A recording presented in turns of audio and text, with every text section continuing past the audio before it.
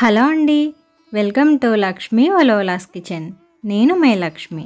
ఈరోజు వీడియోలో ఆంధ్ర స్టైల్లో ఆవకాయ పచ్చడిని ఎలా చేసుకోవాలో చూపిస్తున్నానండి. ఈ ఆవకాయ పచ్చడి అంటే చాలామంది ఇష్టపడతారు కదా. మరి ఫుల్ ప్రాసెస్ని చూసే ముందుగా వీడియోకి లైక్ చేసేయండి. మనం ఆవకాయ పచ్చడి కోసం తీసుకునే మామిడికాయలు అయితే కాస్త గట్టిగా ఉండాలండి. కొంచెం పీచు ఎక్కువగా ఉండే కాయలు అయితే కనుక పచ్చడికి చాలా బాగుంటుంది. అండ్ ముక్క కూడా గట్టిగా ఉంటుందన్నమాట, సంవత్సరం అయినా కూడా. మేమైతే ఇక్కడ రసాల కాయలు ఉంటాయి కదండి, అవి తీసుకున్నాం అనమాట. మనం తీసుకున్న మామిడికాయలని శుభ్రంగా కడిగి తడి లేకుండా తుడుచుకొని ఒక 10 నిమిషాల పాటు ఆరబెట్టుకున్న తర్వాత మనం వీటిని కావాల్సిన సైజులో ముక్కల్లా కట్ చేసుకోవాలండి. మేము తీసుకున్న కాయ అయితే కనుక ఒక కాయకి 16 ముక్కలు వచ్చేలా కట్ చేసుకున్నాము. మీకు ఇంకా చిన్నగా కావాలంటే చిన్నగా కూడా కట్ చేసుకోవచ్చు. మేమైతే ఇంట్లోనే కట్ చేసుకున్నామండి. మీకు వీలుంటే కనుక బయట మార్కెట్కి వెళ్ళి కూడా కట్ చేయించుకోవచ్చు అనమాట. కానీ మనం కట్ చేసుకునేటప్పుడు లోపల టెంక్ ఉంటుంది కదండి, టెంక్తో పాటు కలిపి కట్ చేసుకోవాలి. అలా అయితేనే మామిడికాయ ముక్క మనకి సంవత్సరం పాటు గట్టిగా ఉంటుంది అండ్ పచ్చడి కూడా నిల్వ ఉంటుంది. మామిడికాయల్ని ఈ విధంగా కట్ చేసుకున్న తర్వాత లోపల జీడి ఉంటుందండి, ఆ జీడి అంతా కూడా తీసేసుకోవాలి. మనం కట్ చేసుకునేటప్పుడే కొన్ని కాయలకైతే జీడి పడిపోతుంది. ఒకవేళ వాటికి ఉండిపోతే కనుక మనం తీసేసుకోవాలి. జీడి తీసిన తర్వాత ఆ టెంకకి పైన ఒక సన్నని లేయర్లా ఉంటుందండి. ఇక్కడ మీకు చూపిస్తున్నాను చూడండి. ఇలా సన్నగా ఉండే లేయర్ అంతా కూడా తీసేసుకోవాలన్నమాట. ఎక్కడ కూడా చిన్నది కూడా ఉండకూడదండి. మొత్తం అంతా తీసేసుకొని తర్వాత వీటిని చిన్న ముక్కల్లా కట్ చేసుకోవాలన్నమాట. ఇలా సన్నగా పొడవుగా కట్ చేసిన పీసెస్ని వచ్చేసి ఒకదాన్ని 4 ముక్కలుగా కట్ చేసాము. ఒకవేళ మీరు మామిడికాయ ముక్కల్ని బయట కనుక కొట్టించుకుంటున్నట్లయితే మార్కెట్లో కాయలు కొనుక్కుంటారు కదా, కొద్దిగా వాటర్ తీసుకువెళ్ళి అక్కడే కాయల్ని వాష్ చేసేసి తర్వాత ముక్కలు కొట్టించుకుని తెచ్చుకుంటే మంచిదండి. ముక్కలు కొట్టిన తర్వాత కడగడానికి కుదరదు కదా, అందుకోసం. సో ఇలా కట్ చేసుకున్న మామిడికాయ ముక్కలు అన్నింటినీ కూడా మళ్ళీ ఒక పొడి క్లాత్ తీసుకుని దాంతో శుభ్రంగా తుడుచుకోవాలండి.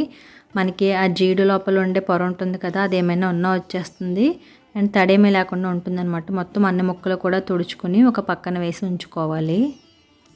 మనం పచ్చడి పెట్టుకోవడానికి ముందుగానే ఇందులో వేసుకుంటే ఉప్పు, కారం, అలాగే ఆవపిండి, వేసుకుంటే మెంతిపిండి, ఇవన్నీ కూడా రెడీగా పెట్టుకోవాలండి.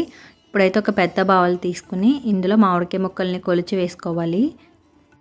మేమైతే ఇక్కడ తవ్వతో వేస్తున్నామండి. అంటే ఒక తవ్వతో ముక్కలు వేసుకుంటే 1/2 కిలో అనమాట. అలా 6 తవ్వలు వేసుకున్నాము.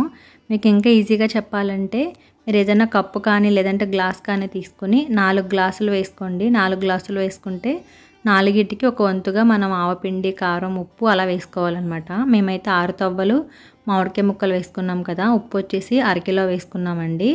అలాగే ఆవపిండి వచ్చేసి 3/4 కిలో వేసుకున్నాం అనమాట. అంటే 6 కేజీల ముక్కలకి 3/4 కిలో ఆవపిండి వేసుకున్నామండి. తర్వాత ఒక తవ్వతో బెల్లం కూడా తురుముకొని వేసుకున్నాము. ఈ తురిమిన బెల్లాన్ని కాసేపు ఎండలో పెట్టుకొని వేసుకోవాలండి. చాలా బాగుంటుంది బెల్లం వేసుకుంటే పచ్చడి.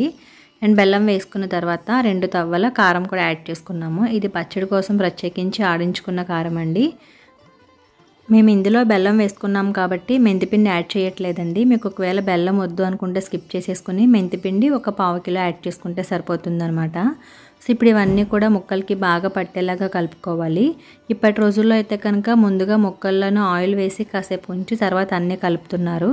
కానీ పూర్వం రోజుల్లో ఇలానే పెట్టేవారంట. సో అందుకోసం అమ్మ వాళ్ళు ఇలానే కలిపారనమాట. ముక్కలన్నీ కూడా బాగా కలుపుకున్న తర్వాత ఇందులో 1 కేజీ పీనట్ ఆయిల్ వేసుకుంటున్నారండి.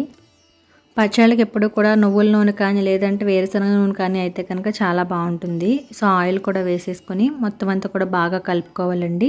పచ్చడికి నేను చూపించిన కొలతలు ఇంతే అనేది ఏమీ లేదండి, మీ ఇష్టానికి తగినట్లుగా. అంటే నార్మల్గా చెప్పాలంటే 1 కిలో ముక్కలకి 1/4 కిలో ఆవపిండి, 1/4 కిలో ఉప్పు, 1/4 కిలో కారం వేసుకుంటాము.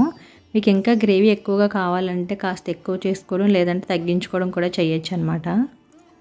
ఒకవేళ మాకు గ్రేవీ అవసరం లేదు, జస్ట్ పీసెసే తింటామనుకుంటే కనుక తగ్గించుకొని వేసుకోవచ్చు. సో మీ ఇష్టానికి తగినట్లుగా చేసుకోవచ్చు. ఇప్పుడైతే మనం ఆయిల్ వేసుకున్నాం కదా, మొత్తం అంతా బాగా కలుపుకోవాలండి. ఇలా చూస్తుంటే ఆయిల్ సరిపోలేదు అనిపిస్తుందండి, కానీ 3 రోజుల పాటు ఊరిన తర్వాత మాత్రం మనకి ఓట అంతా బయటకు వచ్చి అండ్ ఆయిల్ కూడా సపరేట్ అవుతుంది కాబట్టి అప్పుడు బాగా తెలుస్తుంది. ఇలా బాగా కలుపుకున్న తర్వాత మీ దగ్గర ఉంటే జాడీలో వేసుకోవచ్చు, లేదంటే ఏదైనా ప్లాస్టిక్ కంటైనర్లో కూడా వేసుకోవచ్చు. సో అందులో వేసేసుకుని అది కూడా శుభ్రంగా కడిగి తడి లేకుండా తుడుచుకొని ఉంచుకోవాలండి, ఆరబెట్టుకొని. మనం కలిపి ఉంచుకున్న పచ్చడి ముక్కలన్నీ కూడా అందులో వేసేసుకోవాలన్నమాట. మీకు ఇంకో డౌట్ రావచ్చండి, ఇందులో వెల్లుల్లిపాయలు వేయలేదేంటి అని. వెల్లుల్లిపాయలు అయితే వేసుకోమండి మేము. ఎందుకు అంటే కార్తీక మాసంలో ఉల్లి వెల్లుల్లి తినము కదా, ఆ టైంలో యూస్ చేసుకోవడానికి ఉంటుందని చెప్పి ఇంకా జనరల్గా ఇష్టపడరు, అందుకోసం వేసుకోలేదు. మీకు నచ్చితే కనుక మీరు వెల్లుల్లి కూడా యాడ్ చేసేసుకోవచ్చు అనమాట. ఇప్పుడైతే పచ్చడి అంతా కూడా ఈ విధంగా డబ్బాలో పెట్టేసుకున్నాం కదండి. తర్వాత దీనిపైన మూత పెట్టేసుకుని అస్సలు కదపకుండా అండ్ కలపకుండా 3 రోజుల పాటు అలానే ఉంచేయాలండి. తర్వాత 3 రోజులు అయిపోయిన తర్వాత మన మూత తీసుకుని చూస్తే పచ్చడి అంతా కూడా బాగా ఊరి, చూసారు కదా మనకు ఆయిల్ అంతా పైకి తేలిపోయిందో. మేము 1 కిలో ఆయిల్ వేసామండి, అయినా కూడా ఎంత ఊటలా వచ్చేసింది. ఒకవేళ మీకు ఇంకా ఆయిల్ కావాలనుకుంటే మనం తర్వాత కూడా కలుపుకోవచ్చు అండి. 3 డేస్ తర్వాత టేస్ట్ చూసుకుని ఏమైనా కావాలంటే కొద్దిగా యాడ్ చేసుకోవచ్చు, అలాగే ఆయిల్ కూడా కలుపుకోవచ్చు అనమాట.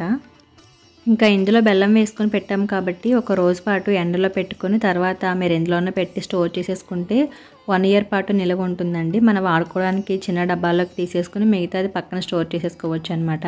మరి చూసారు కదా ఆవకాయ పచ్చడి ఎలా చేసుకోవాలి అనేది. మరి సీజన్ ఎండింగ్ వచ్చేస్తుంది కాబట్టి వీలైతే మీరు కూడా త్వరగా పెట్టేసుకోండి. అండ్ పెట్టుకున్న తర్వాత మీకు ఎలా వచ్చిందనేది కూడా నాకు కామెంట్ చేయండి. అలాగే ఈ వీడియో కనుక నచ్చితే వీడియోకి లైక్ చేసి మీ ఫ్రెండ్స్కి కూడా షేర్ చేయండి. ఫస్ట్ టైం నా ఛానల్ని చూస్తున్నవారు తప్పకుండా సబ్స్క్రైబ్ చేసి నాకు సపోర్ట్ చేయండి. Thank you for watching.